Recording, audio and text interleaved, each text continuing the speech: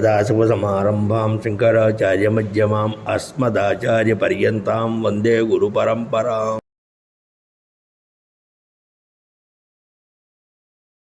స్వామి, నాకు కపోతం కూడా గురువు అయ్యా అన్నాడు. కపోతం కూడా అంటే నాకు పావురాయి కూడా గురువు అన్నాడు. ఏమిటండి అన్నారు. పావురాయుడు గురువు అంటే చెప్తూ, నాయన ఆకాశంలో కొన్ని పక్షులు ఎగురుతూ ఉన్నాయి.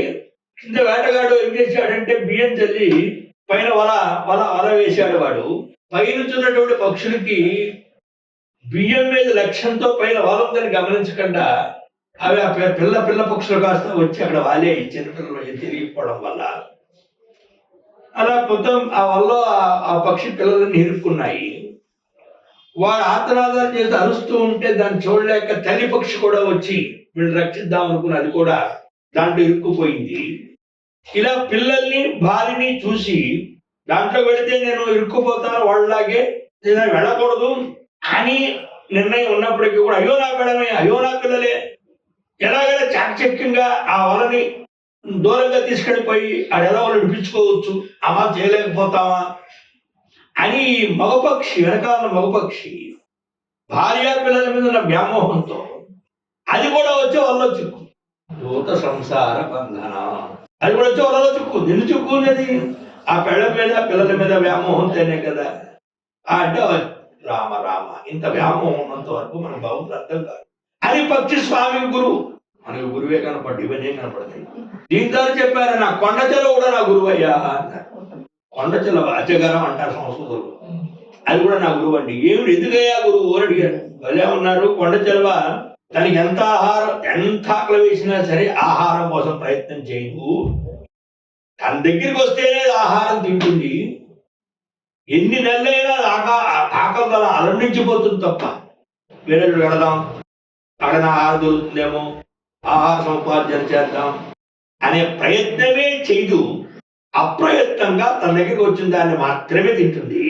అది జీర్ణించుకోవడానికి చెట్లు చుట్టుకుంటుంది. అలా ఒకదాన్ని తినేసిన తర్వాత మళ్ళా ఇంకోటి వస్తే మళ్ళా ముట్టుకోదు, ఆకలి లేదు కాబట్టి. నాకు అప్పుడు తెలిసింది, ఏదో పాడుపొట్ట కోసం ఆ ఇల్లు తినకూడదు. ఎదుర్చాలా అపసంతుష్ట. ఏది మనకి యాదృచ్ఛికంగా దైవదత్తంగా లభిస్తుందో ఈ అజిగరంలాగా ఉన్న చోట కదలకుండా ఇవాళ ఇది ప్రాప్తం ఇంతే, ఏం దొరకలేదు, ఇవాళ ప్రాప్తం లేదు అని అనుకోవాలి అని అజిగరం కూడా వారికి. మనం ఏం చేస్తామంటే దత్తాత్రేయ స్వామికి తెలివి తక్కువతాడు కాబట్టి ఆయన అన్ని ప్రాణుల్ని ఎవరు తీసుకున్నారు, మాకు ఆదర్శప్రాయం ఎవరు? స్వా, విద్వరాహ, గర్ధవ, పుష్కరాలు మనకి ఆదర్శప్రాయాలు. వస్తువులు భాగవతంలో వస్తుంది, ఎందుకన్నాడు ఆ మాట. ఇలా నాకు అది కూడా నాకు. మరొకటి ఏమిటయ్యా అంటే, నాకు తేనెటీగ కూడా గురువు అన్నాడు. తేనెటీగ కూడా గురువు. ఏమిటండి తేనెటీగ ఎందుకు గురువు అయింది అని ప్రశ్న వేస్తే, నాయన తేనెటీగ ఆ పువ్వు మీద ఈ పువ్వు మీద ఈ పువ్వు మీద ఆ పువ్వు మీద వారి వారి వారి వారి అది మకరందానంతా రోలి ఓ చోట చెట్టు మీద ఎక్కడో చోట దాన్ని నిక్షిప్తం చేస్తుంది. ఇలా సుమారు 2-3 నెలలు కష్టపడి తెచ్చి తెచ్చి తెచ్చి తెచ్చి ఒక పుట్టలా తయారీ, ఆ పుట్టక మళ్ళా అనేక తేనెటీగలు రకరకాల వ్యవహారం అయిన తర్వాత చివరికి ఒక రోజు ఏదో రోజు ఆ తేనెటీగల కొట్టేసి మరొకడు ఆ పుట్టను కాస్త పట్టుకుపోయేవాడు ఆ తేనెను అనుభవిస్తున్నాడు.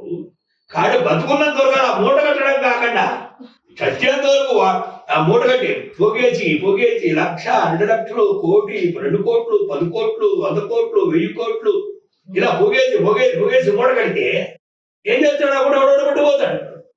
శుభ్రంగా హాయిగా పుష్పంలో మకరం తాగింది మిగిల్చినా ఏదో లభ్యమైంది. వాళ్ళ 10 రూపాయలు వచ్చాయి, ఖర్చు పెట్టేసేయండి, అయిపోయింది.